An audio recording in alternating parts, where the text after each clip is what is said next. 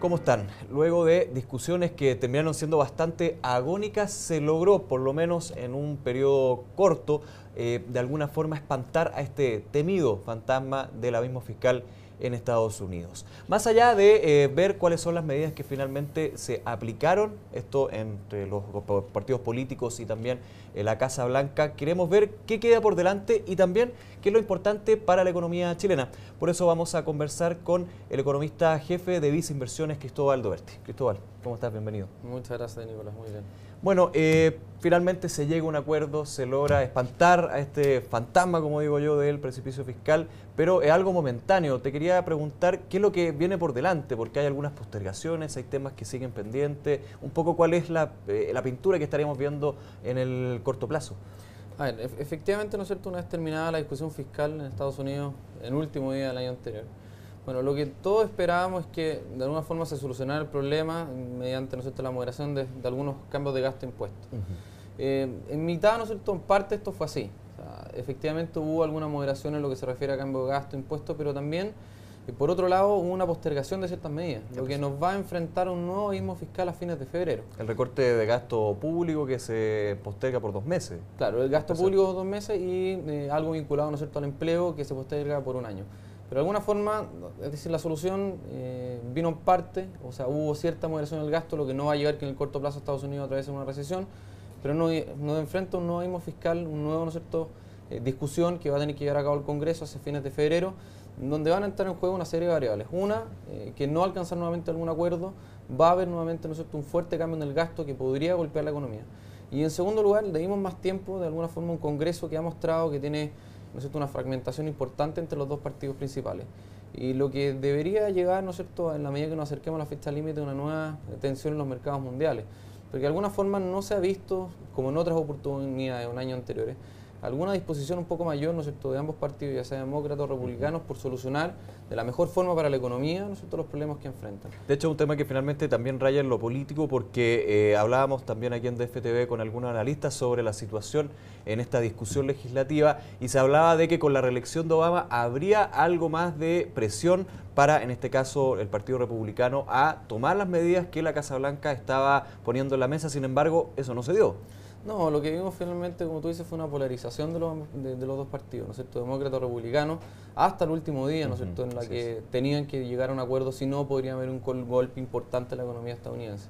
Ahora, lo que pasó finalmente fue postergar algunas decisiones, lo que nos va a enfrentar, ¿no es cierto?, en febrero a un nuevo abismo fiscal. Si es que no hay un acuerdo para suavizar las medidas que terminan en febrero, vamos a ver un golpe bastante fuerte, ¿no es cierto?, a partir de ese mes en la economía, y que ya no llevarle una recesión tan profunda como podría haber sido, ¿no es cierto?, anteriormente con las medidas anteriores, pero sí va a tener un impacto en la economía. Ahora, el problema es que, como tú dices, claro, todo esto raya también en lo político, tiene una vinculación política bastante importante. Y lo que hemos visto en el último tiempo es que ambos partidos, demócratas y republicanos, se han polarizado en términos de medidas que quieren tomar. Y eso es tensión a los mercados, eso es preocupación, eso muestra de que de alguna forma están primando más los intereses políticos, más que el interés, ¿no es cierto?, sobre el impacto que esto puede tener en la economía en el largo plazo. Veamos entonces los efectos. ¿Nos espanta también esta posibilidad de una recesión que fue muy comentada semanas anteriores? A ver, sí, en primer lugar, claro, la economía no va a caer como estábamos esperando en la primera parte del año, pero sí puede tener un impacto en las nuevas medidas que se han postergado. Por lo tanto, como se ha comentado y es efectivo, nos vamos a enfrentar a un nuevo abismo fiscal a fines, ¿no es cierto?, de febrero, no tan potente como el que estábamos esperando, ¿no es cierto?, para comienzos de este año, pero sí algo que sí indudablemente va a tener un impacto sobre la economía. Porque también está, y ahí te pregunto un poco, la discusión sobre la deuda, que finalmente es la gran discusión. ¿Cómo ves tú este punto? Claro, a ver, al seguir gastando más Estados Unidos del ingreso que tiene, ¿no es cierto?, el gobierno, bueno, ese mayor gasto lo tiene que seguir financiando con un aumento de la deuda. Así es. Pero recordemos que por ley, ¿no es cierto?, en Estados Unidos existe un límite máximo de endeudamiento del gobierno. El denominado techo de la deuda. Claro, el techo de la deuda, ¿no es cierto?, que probablemente se alcanzaría los próximos 2 meses. Bueno, ese techo se puede aumentar nuevamente, no es, ¿no es cierto?, un gran problema. El gran problema es que, dado como quedaron estructurados los impuestos y gastos, ¿no es cierto?, actualmente, eso significa que los próximos 10 años el déficit fiscal de Estados Unidos va a seguir aumentando. Y eso significa que el gobierno estadounidense se empieza a acercar a su nivel de sostenibilidad en los próximos 10 años, que claramente no es deseable para la economía más importante del mundo. De hecho, ya algunas clasificadoras de riesgo han mencionado que podrían bajar la nota de crediticia a Estados Unidos, lo que sabemos tiene consecuencias importantes sobre la aversión al riesgo o la disposición a invertir, ¿no es cierto?, ya sea inversionista o distintas compañías. Y como ya lo había hecho Standard & Poor's justamente por este tema. Exactamente. Y ya con 2 clasificadoras de riesgo bajo AAA, ya Estados Unidos dejaría de ser, ¿no es cierto?, el máximo refugio financiero en el papel, porque lo seguiría siendo, ¿no es cierto?, el dólar como refugio financiero a nivel internacional. Importante ese último punto, y te quiero llevar a el nexo que finalmente toda esta discusión, todas estas tensiones tiene con la economía local, porque claramente si pensamos a la rápida, el gran efecto que podría tener este tema del déficit fiscal más otros puntos es justamente en el dólar. ¿Y qué es lo que pasa con la economía local? ¿Cómo va eso? ¿Cuál es el punto ahí? No, a ver, tenemos que recordar en primer lugar que la moneda nacional no es una moneda de refugio a nivel mundial, no es una moneda dura, es una moneda, ¿no es cierto?, que compone el bloque emergente. Por lo tanto, al haber tensiones en los mercados internacionales, como por ejemplo que no se llegue a un acuerdo a fines de febrero o que alguna clasificadora de riesgo reduzca la nota crediticia a Estados Unidos, tiende a depreciar las monedas emergentes y entre eso, ¿no es cierto?, la moneda local. O sea, en términos generales, las monedas en el último tiempo han estado escritas por 2 factores. En primer lugar, por el desbalance que hay entre los países emergentes y desarrollados, lo que ha apreciado las monedas emergentes. Y por otro lado, el accionar de política monetaria de la Reserva Federal. Lo que está haciendo la Reserva Federal al comprar bonos en el mercado, al emitir dinero, lo único que está haciendo es básicamente depreciar su moneda respecto a las otras monedas emergentes. Por lo tanto, no solo por este desbalance entre países emergentes y desarrollados, las monedas emergentes se han apreciado, sino que también por el accionar de política monetaria, ¿no es cierto?, de la Reserva Federal.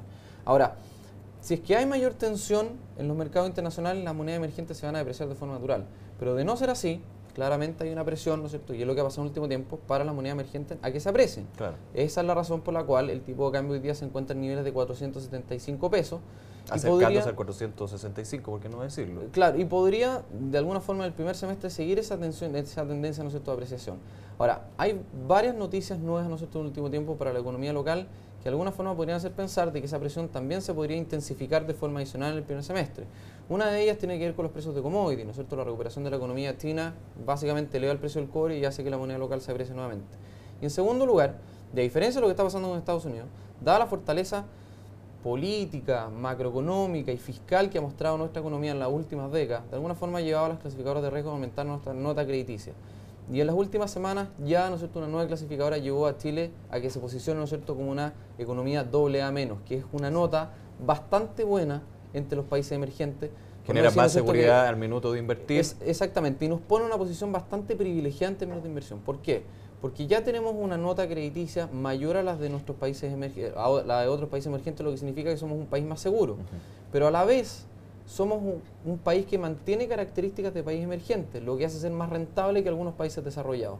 Por lo tanto, en una visión de riesgo-retorno, estamos claramente en una posición distinta a los países emergentes restantes, básicamente, incluso, ¿no es cierto?, de los vecinos latinoamericanos, pero que también tenemos, ¿no es cierto?, rentabilidades mayores, porque somos todavía un país emergente con varias características tales que otros países desarrollados, lo que nos pone en un sitial, ¿no es cierto?, de inversión bastante favorable, y lo que haría, en caso de no haber tensiones adicionales, lo que llevaría, ¿no es cierto?, a las monedas emergentes a apreciarse, pero lo que haría, ¿no es cierto?, en escenarios normales a que nuestra moneda se vuelva a ver presionada, ¿no es cierto?, a la baja. Entonces, vamos a tener un primer semestre en donde la moneda local indudablemente va a enfrentar una presión internacional, en donde la moneda local se debería tender a apreciar de forma adicional y en donde la probabilidad de ver, ¿no es cierto?, intervención en el mercado cambiario local por parte del Banco Central empieza a aumentar y no es descartable en ningún caso. Considerando que las fechas concuerdan también con lo que sucedió la intervención del Banco Central hace un poquito más de un año. Claro.